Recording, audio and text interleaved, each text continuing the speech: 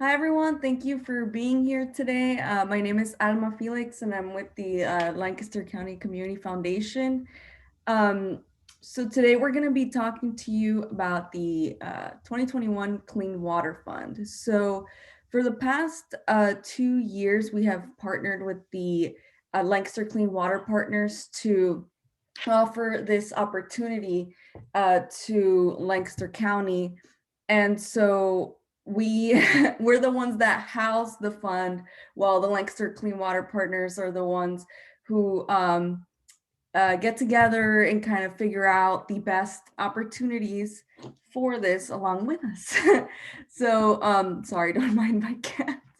I thought I closed my door. But yeah, so here today with us is Emily Smedley with the Lancaster Clean Water Partners. Emily, do you want to say hi? Hi, everyone. Good morning. Thanks for being here with us. You'll hear enough from me later. And then we also have Laurel Etter, Longnecker, sorry. Hi, everyone. And we also have Allyson Gibson with us from the Lancaster Clean Water Partners. Morning, everybody. Nice to see you. So, yeah, do you want to get started? Yeah, like Alma said, my name is Emily Smedley. I'm the Communications and Program Manager with the Lancaster Clean Water Partners. And a large part of my position is to manage the Clean Water Fund. So you'll hear a lot from me today about some of the great opportunities we have this year. But I first want to just start off, if anyone is new in the room, hasn't heard about the Clean Water Fund before, I'm just going to tell you a little bit about it now before we jump into what you're all really here for, which is the grant opportunities. But for the last 2 years, the Clean Water Fund has operated as a central location for flexible financial support for those in Lancaster County working on clean water efforts. And it serves as a catalyst for increased collaboration. At the partners, we truly believe that one of the best ways to achieve clean and clear water by 2040 is through collaboration. So that's what this fund is here for. And all of the projects that we support align with our vision of clean and clear by 2040. So bottom line, you'll hear this a lot. This fund helps us achieve our vision of clean and clear Lancaster waterways by 2040. And this year we have 3 grant opportunities ranging from $1,000 to $500,000. Our smallest one is called the Community Conservation Grant, ranges from $1,000 to $15,000. The next is the Clean Water Implementation Small Grant. It ranges from $5,000 to $25,000. And then we have the Clean Water Implementation Large Grant, which ranges from $200,000 to $500,000. And we're going to dive into the specifics of each grant, but first I'm going to let Alma run through the eligibility. So she'll describe to you who is actually able to apply for these dollars. Yeah, so to be eligible for the Lancaster Clean Water Fund, you have to be a 501c3 or a municipality serving Lancaster County. You should have a current or be exempt from the PA Bureau of Charitable Organizations. So there are certain organizations such as libraries that that could be exempt from that. A current Form 990, and for that one, municipalities would be exempt. Projects must benefit residents of Lancaster County, so you don't necessarily need to have a location in Lancaster County, as long as you have projects that are serving Lancaster County. So because this is clean water, you could be helping restore clean water in the Lancaster County area, or be working on some kind of education project or anything alike in Lancaster County area. You should be in good standing with past grants, and what that just means is basically have all your reporting requirements submitted for any past grants. anything like that. I don't think there's anybody not really in good standing right now, but you should be keeping up with past reporting requirements to be able consistently to be able to be eligible for this grant. You may not receive the grants from the same grant program for more than 3 consecutive years. So I think this is going to be the 3rd year for this grant program, so it doesn't really apply yet, but that's just a general thing that we have for all our grants. And then you're going to see Emily describing the 3 different opportunities that she mentioned. And for the clean water implementation large grant, you would need an audit or financial review within 12 months. Because this, you hear us talk about the audit or the financial review for all our other grants, but because this is a donor advised fund, we're able to offer a little bit more flexibility of it not being required for the community conservation grants or for the clean water small implementation grants, but we would require for the larger grant that she will be mentioning at the end. Thank you, Alma. So one thing I just wanted to point out here, so you do need to be a 501c3 or a municipality to apply for the dollars and receive the dollars. That does not mean that, you know, HOAs or private landowners, private businesses can't be involved in these projects.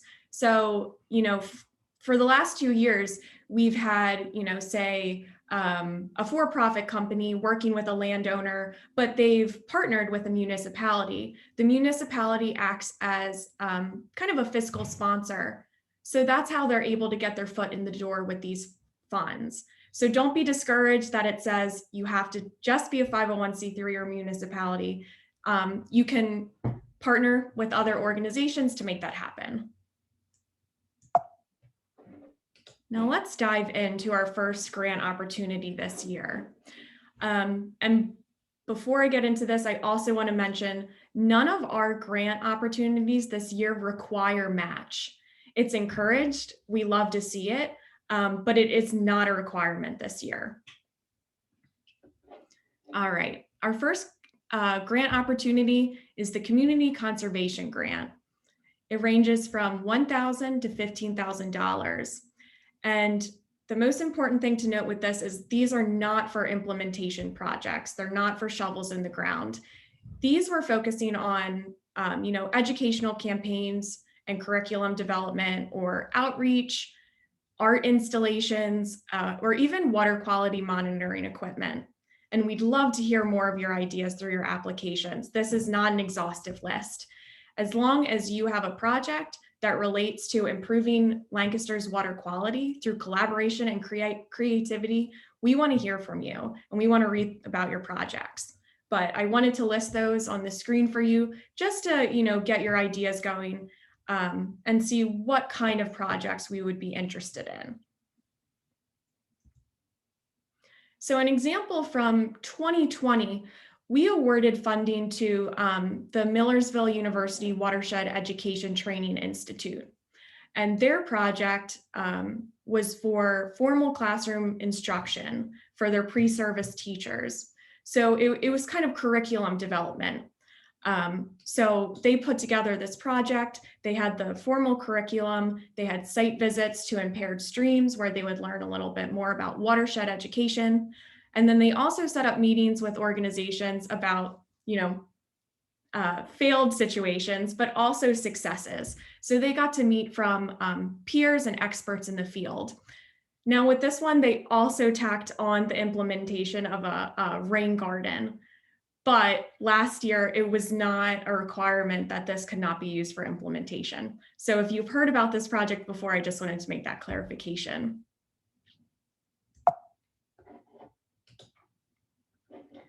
The application process for this is very simple. And this grant opportunity was created with that in mind. We wanted to make it simple for organizations that don't have a large you know, administration for grants capacity to be able to manage these funds. So for the application, you want to contact me. My information and a very large photo of myself is on the screen. I didn't realize that would show up so large. And then when you contact me, I'm going to give you the code to access the application.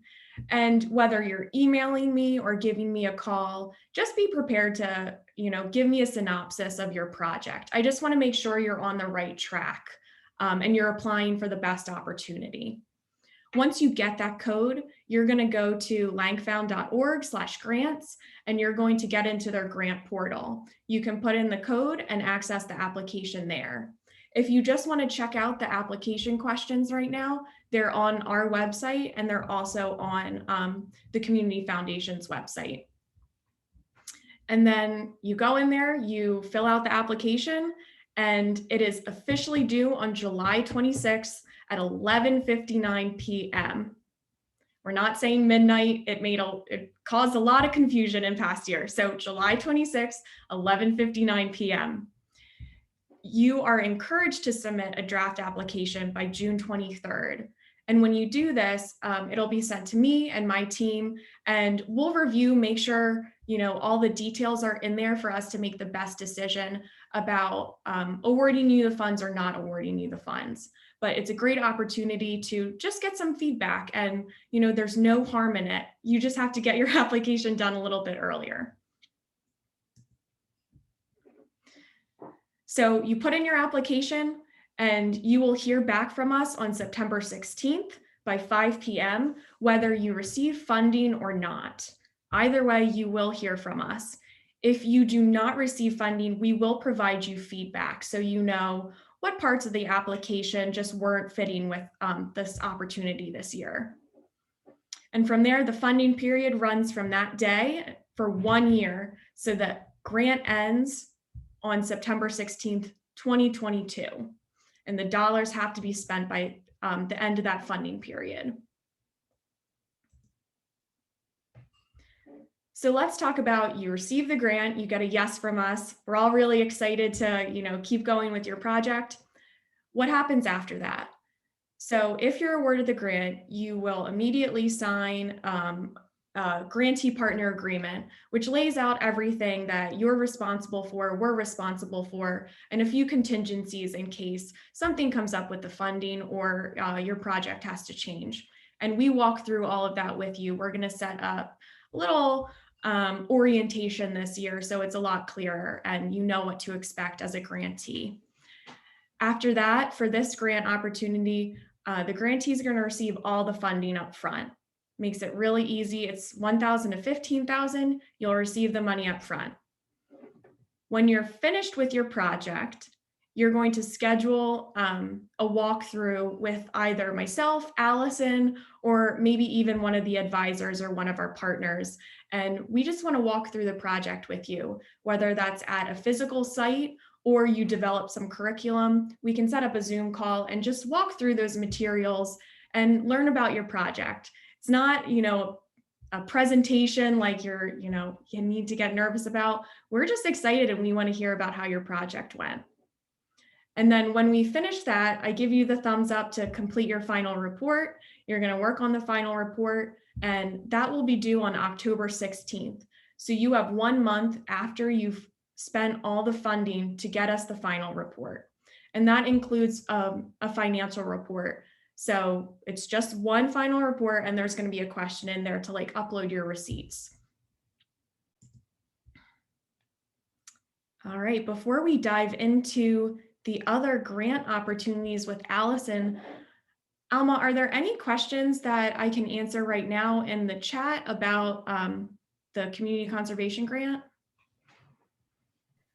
Yeah, we don't have any questions coming in yet, but I just wanted to mention that the follow-up reports could also be completed in the same grant portal that you completed the original application. Yes. Yeah, that's a great catch. Thank you, Alma. No problem. All right, so if there's any questions, please write them in the chat. Alma, myself, Dave, will be answering the questions in there. But if not, keep listening through the other grant opportunities, and we'll have a Q&A at the end. So Allyson, you want to take over for the small grant opportunity? Absolutely. Thanks, Emily. Good to see everyone. My name is Allyson Gibson. I'm the Director of Strategic Partnerships and Programs with the Lancaster Clean Water Partners.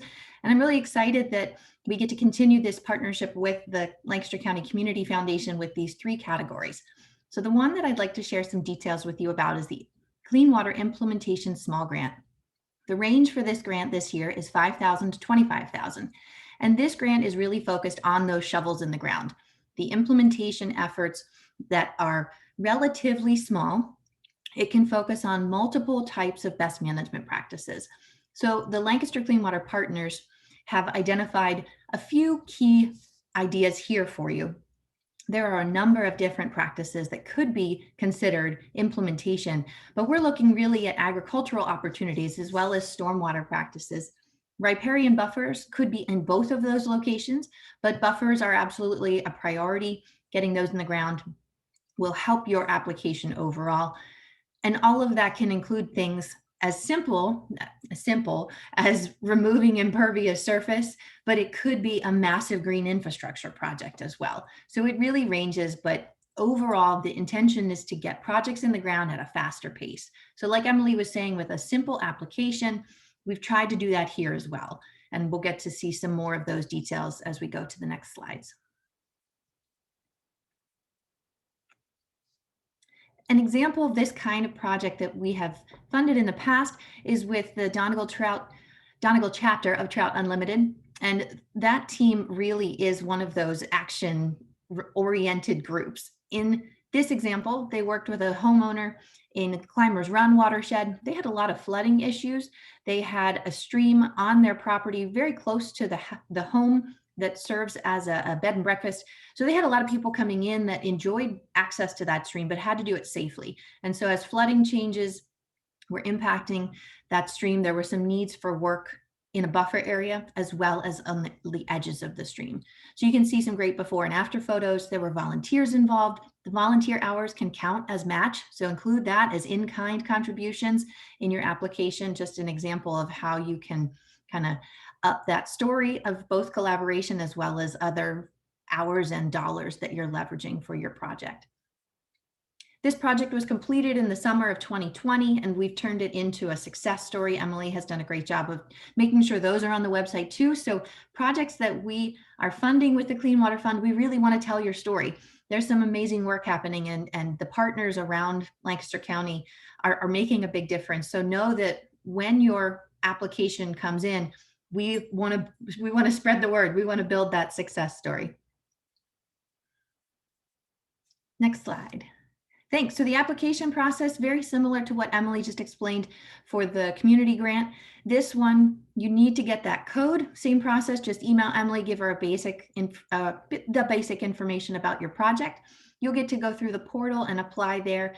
And again, we've simplified the application process, acknowledging that some of the barriers that we know are in place are just how to interpret things for a grant application and some of the administrative steps. So we're trying to keep that even simpler to make sure that the projects get in the ground quickly and efficiently. This one especially, I would encourage you to submit a draft application so that we can give you feedback. We can ask for either more details about maybe the reductions that are coming from your project, or if you have a project that's really moving and has some great ideas for the actual practices, but maybe you just forgot to talk to the municipality yet, or maybe you forgot to look, is there a watershed association in that area where your project is happening? That's what the draft is for. We really want to help facilitate the collaboration and get you connected with more partner organizations. So remember that June 23rd date for that draft application. Emily's going to be your point of contact for all of the work in this grant application, as well as the grant management process. Also very similar timeline here. So even with the focus is a little different, we're still going to let you know by September whether the dollars are awarded or not. But then you have until 2022 to complete the project. So 1 year for implementation as well here. So keeping that in mind and being as clear as you can in your application about how realistic is it that you're going to spend these funds. Are there permits that you have to get? Are there other pieces that are part of your project that might influence that, or explain how much work you've already done so that the advisors can see, oh, well, yeah, this is really going to happen in the next year. This is really likely. That really helps tell your story, and it helps kind of rank higher, make your project rank higher, that it's likely for this 1 year timeline. Just a couple tips and tricks there. This one is slightly different. After the awards are announced, you'll sign that grantee partner agreement, again, going over the details. There's a lot of fine print in there just to keep everybody on the same page about what the invoicing processes are, what the details for those timelines, for the reporting, all of that's going to be in your grantee partner agreement. And with this one, you'll receive 50% of the awarded funds after signing that agreement. So the invoicing process will be key for that second 50%. We want to make sure you have the capital to kick it off, get your project going, and then the invoicing will come in the second 50%. With this grant in particular, because it's projects that are getting installed that might have some design and engineering to it, might be associated with a permit with your municipality, this reporting will include a walkthrough with the Lancaster County Conservation District staff member. We want to make sure all the projects are installed well and safely so that they're meeting those best management practice verification standards. So that will happen at the end of the project. And you'll also need to complete the final report at the end of the grant period, as well as the final financial report. That'll all be part of the same process. And the remaining projects fund will be released after that report is approved. I think we have one more, and I'm going to turn it over to Laurel for those details. Did you want to pause for any questions for this one before I start? Sure. I didn't see any in the chat, but maybe I'm not seeing some, but happy to We answer. don't have any questions currently, but I did see that 50% of the grant dollars gets paid out automatically, and I just kind of wanted to mention that the rest would be paid out after completing reimbursement reports through the grant portal. Okay. All right. I'm Laurel Etter-Longenecker. I'm with Land Studies, and we are part of the CAP coordinator team along with the Clean Water Partners. And I am serving as the grants manager for the Clean Water Implementation Large Grant, which is a mouthful. This grant supports the installation of high impact projects in priority locations to achieve nutrient and sediment reductions for the Lancaster's countywide action plan. These grants range from $200,000 to $500,000. You can find more information about this grant on the Clean Water Partners website and also the Community Foundation's website.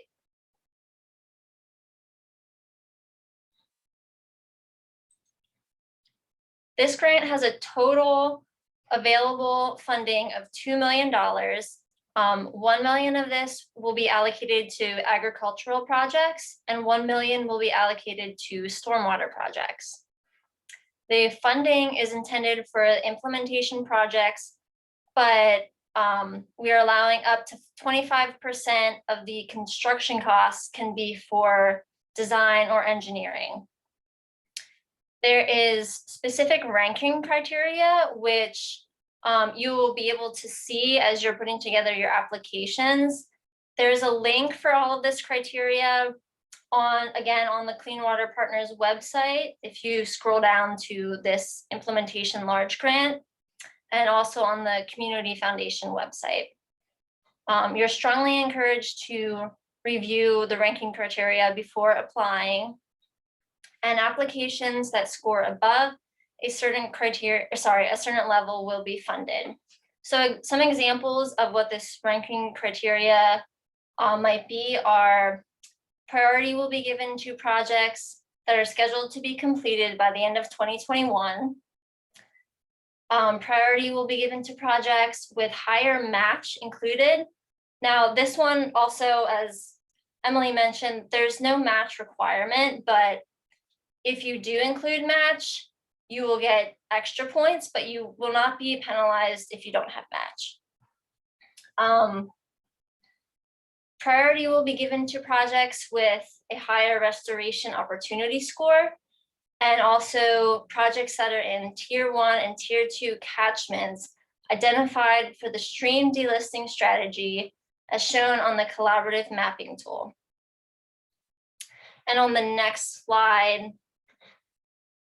this is a snapshot of what the collaborative mapping tool looks like. You will need to use this to come up with those two scores that I just mentioned. A link for this is on, I believe it's in the application directly that will take you to the website, but it's also on the Clean Water Partners website. And if you need to access this on our website, the link is at the bottom of the slide here, but also if you go to our homepage, it's under resources and tools. So you can find it really easily there. And there's some instructions for how to use it. If you're overwhelmed by what Laurel just said with the Tier 1 and the Tier 2 catchments and delisting, there is a video tutorial from Carly Dean at the Chesapeake Conservancy. They helped us essentially create this collaborative mapping tool. So if it's your first time using this tool, go ahead and watch the tutorial because we actually just launched the latest version of it. And there's a few new layers in there, a few new caveats for how to use it. So if you're new, make sure you watch that video or go through the instructions first, and you'll be able to find those scores that Laurel mentioned. Thanks, Emily.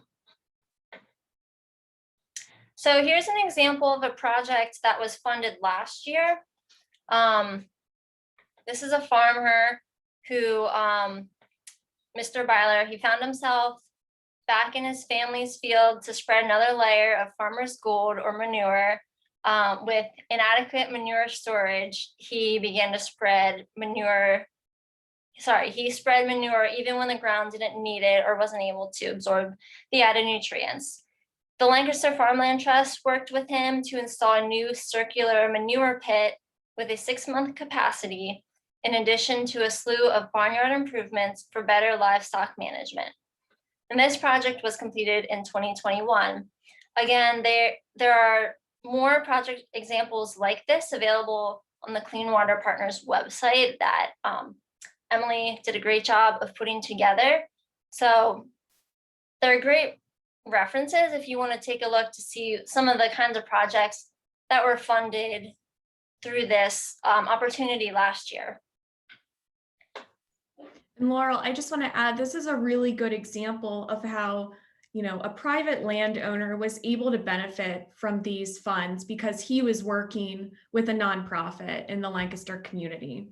So like I said earlier, don't let the fact that only nonprofits and municipalities can apply to this stop you. If you're a private landowner or you don't fit into those two categories, you can still benefit from these dollars. You just have to make sure that you're working with a 501c3 or a municipality in order to actually put in the application and receive the funds. Emily, I think that can go kind of two ways too. If a municipality has had requests for support from individual landowners and the municipality isn't able to help them maybe the way they want to. And so directing an individual landowner or a company to a nonprofit or bringing them on board for one of these applications might be a great way to support what you know is a local need, but these dollars can help make that happen. Yeah, exactly. Thanks, Allyson. So the application process is a little different than the other two. This grant it's a rolling application. So applications are opening up this Thursday, April 1st. You can view the application questions now on the websites, but again, you can't actually open an application and begin until this Thursday. And similar to the other applications, you will need to contact me instead of Emily to get the code for this one. When you reach out to me, be prepared to give a description of your project, in addition to providing your restoration opportunity score through that collaborative mapping tool. And the reason we want this is just to get an idea of where your project sort of lands on our priorities for the CAP. Again, here's the link to the grants, lankfound.org/grants. Applications will be accepted on a rolling basis until all funds are awarded.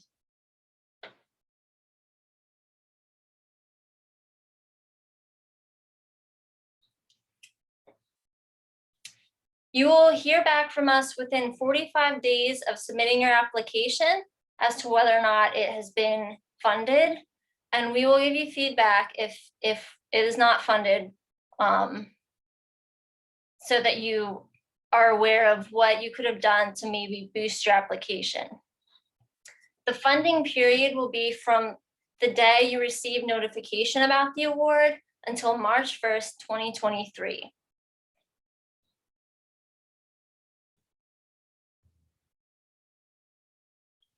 If you are awarded a grant, you will sign a grantee partner agreement. You will receive the funds through reimbursements. So you won't be given any funds up front, but as you have invoices coming in for the project, you can submit them for reimbursement and you will be reimbursed within 90 days of that submitted request. We will withhold 10% of the total funds until we can verify that the project is completed to our satisfaction. There will be quarterly reports that will be submitted through the grant portal that give a detailed progress on where the project stands. And the Conservation District staff will also do these walkthroughs to verify the BMPs for the submitted reimbursement requests, and then also for the final 10% to verify that the project has been completed.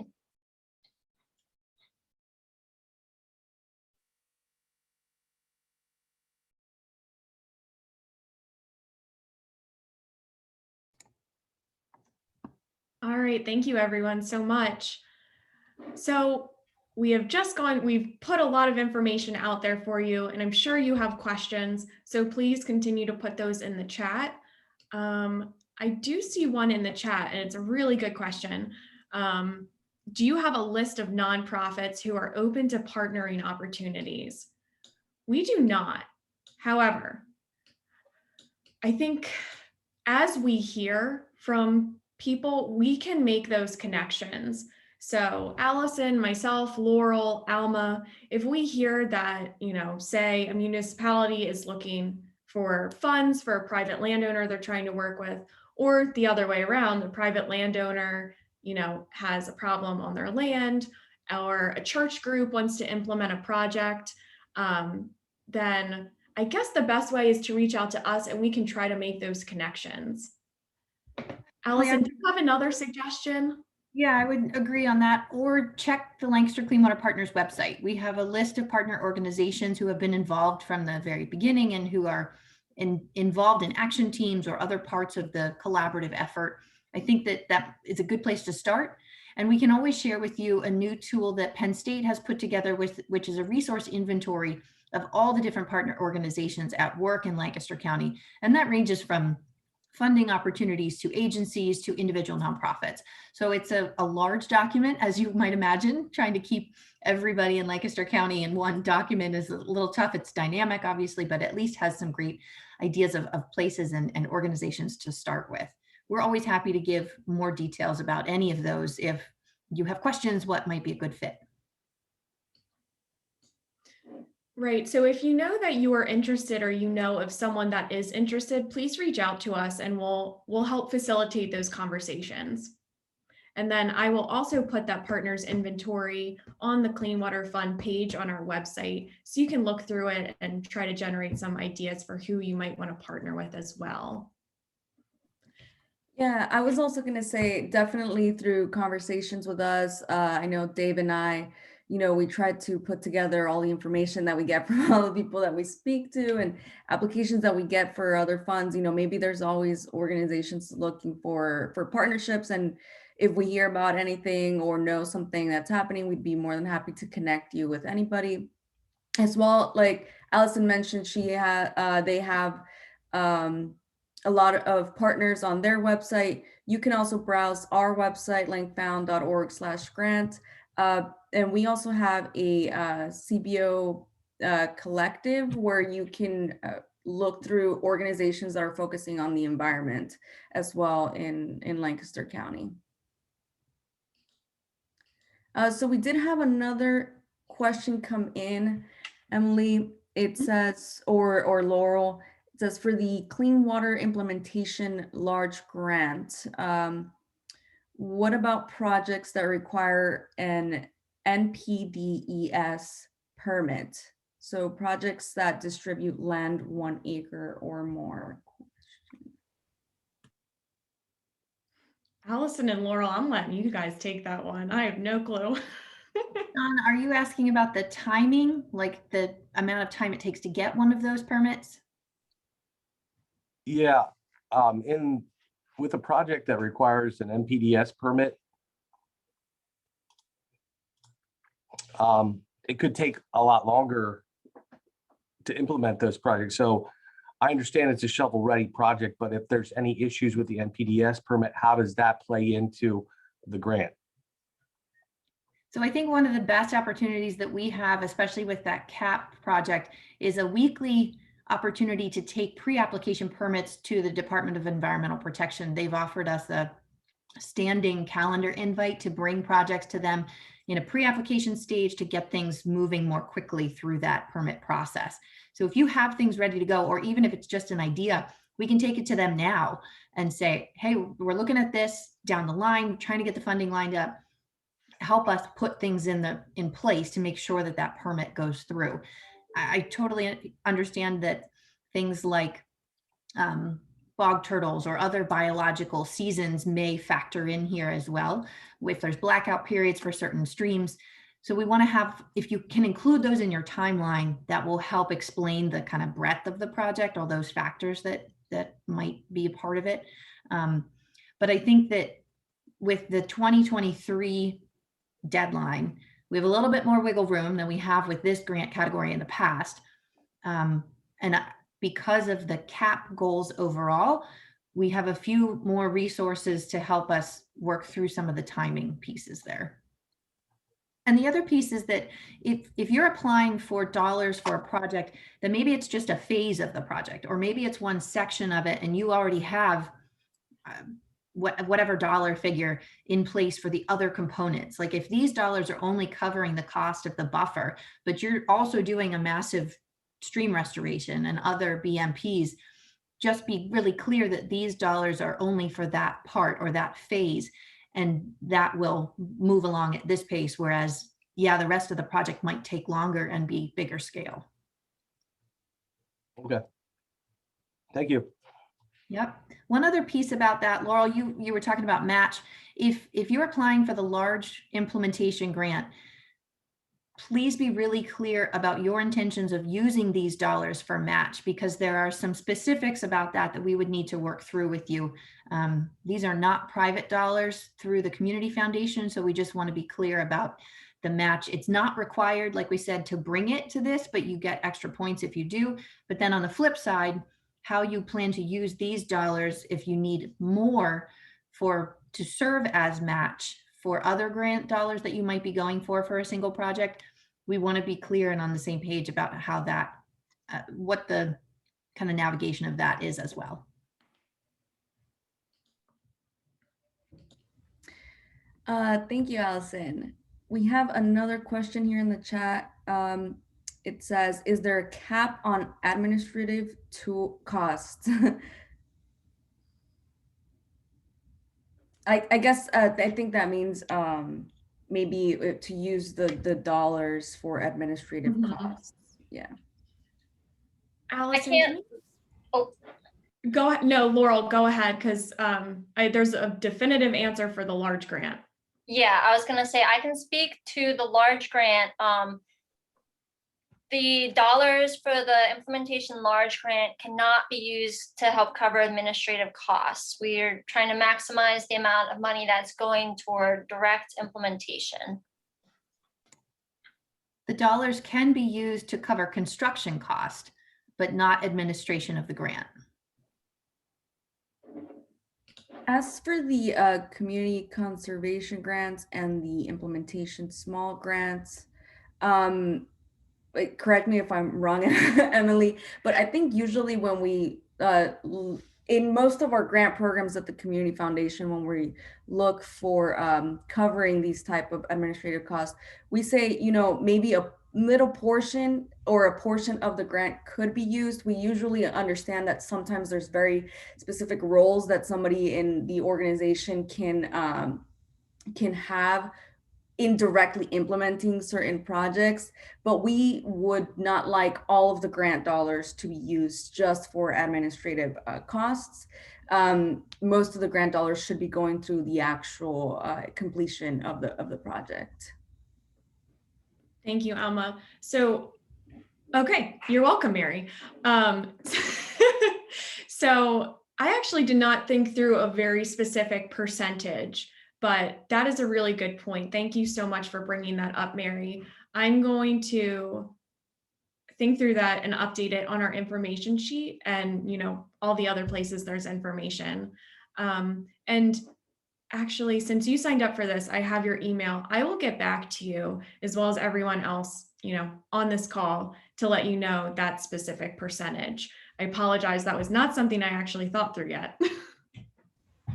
But like Alma said, I think it's fair for a certain percentage to go towards administrative costs for the two smaller ones.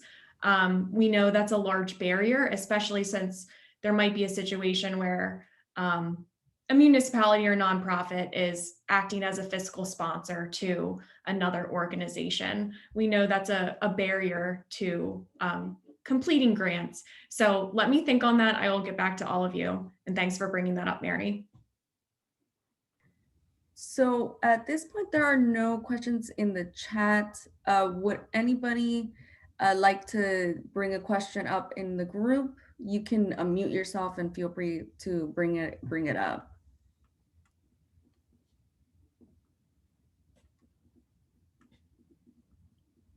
Okay, so like Emily said before, all this information can be found on lankfound.org/grant and on the Lancaster Clean Water Partners website as well. I did include some links in the chat that you can navigate through that were mentioned in the PowerPoint presentation, but all this information is available on both of our websites, both of our main websites.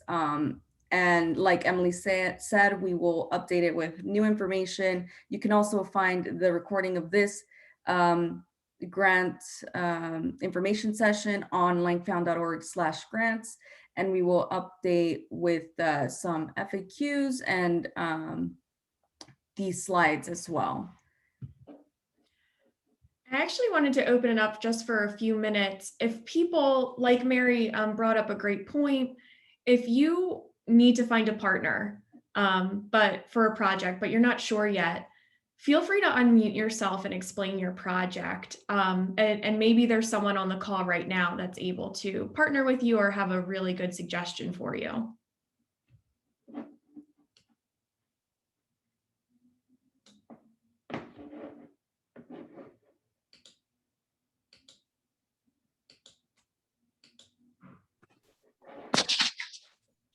I have a question. Sure. Bob Kutz with Trout Unlimited. The question is, what if your grant request falls between two different grant amounts, i.e. about $75,000 for Peters Creek? It's not covered by either A, B, or C. It kind of falls in between B and C. Mm-hmm. So I thought I'd ask that question. Yeah, that's a really good question, Bob, because I actually spoke with another business that had the same situation. So the grant amounts, they're not flexible. We're not able to say like, oh, we'll apply to this one and we can potentially give you more money. We're not able to be flexible on those fronts. But I would encourage you either to, in the case that say it's at 75 and you need to get to 200 for the implementation, I would encourage you to try to, join other projects or other implementations from neighbors. So you just said that you're on Peters Creek.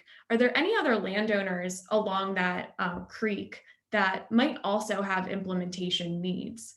You can bundle those projects together in one application and get it up to 200. So you'd be eligible to apply. I see. And actually, those bundled projects like that are something that we're looking for, and that's part of our ranking criteria. So you'll get extra points if you can demonstrate the benefit of bundling projects like that together. Thank you. And the You're more holistic the approach can be for those landowners, that will also rank you higher. So if the specific thing that those landowners have already been in conversation about is related at the edge of the stream, like about a buffer, but if it's a farmer who also needs work at the barn or on the crops or some other part of the parcel, including those kind of practices in the application, one will help you address everything on the land. It will help rank your project higher and it'll get you above that 200 threshold. Thank you.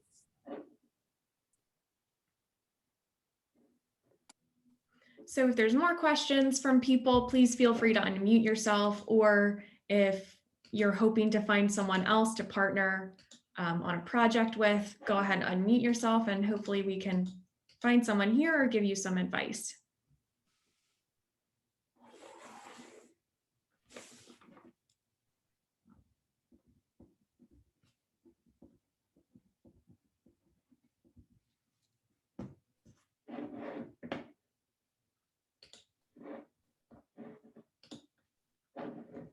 Okay, quiet group this morning. So let's wrap it up. I went back to the second slide that has all of our email information. So if you do have more questions after after we close this, or you want to tell a friend to reach out to us, here's all of our email and phone information. And like we said, go on our websites, either langfound.org/grants or lancastercleanwater-partners.com/clean-water-fund. Sorry, it's a mouthful, but go under the resource and tools tab and you'll find it right away. All the information is there. We're happy to answer any of your questions. But I think that's it. The recording will be on our website and we'll also send it out in a follow-up email. Yes. Thank you for being here, everyone. Bye. Thanks, everyone.